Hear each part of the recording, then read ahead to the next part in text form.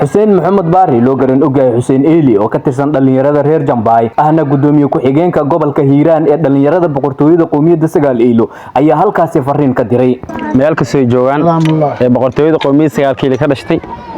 halkan waxaan ka salaamayaa walaalaheen reer Galadi oo maanta si sharaf leh noola soo qayb galay nabadoon Maxamed aadan Goosaar oo loo yaqaan Maxamed Soomaali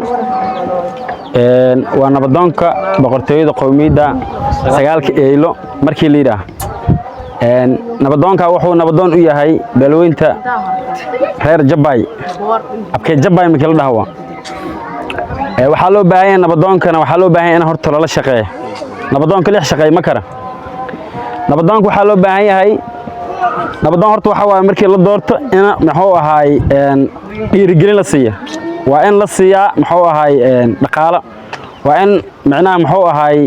meel walba asiga oo aaday horta adduunku wax walba oo la isku hor dhaafay waa dhaqaale waxa loo baahan yahay dhaqaale in meel la dhigto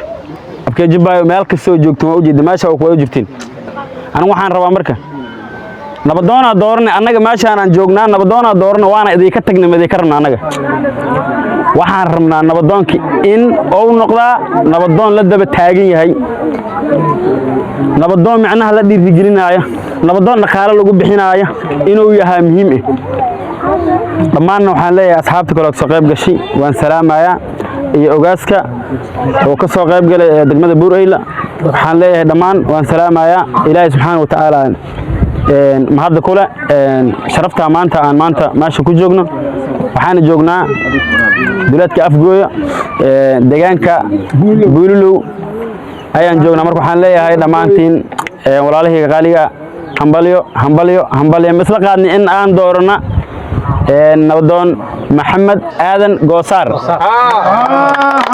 nabadoon maxaa sacab ku haysateen nabadoon aadan Goosaar waa nabadoonka beelweynta Jabay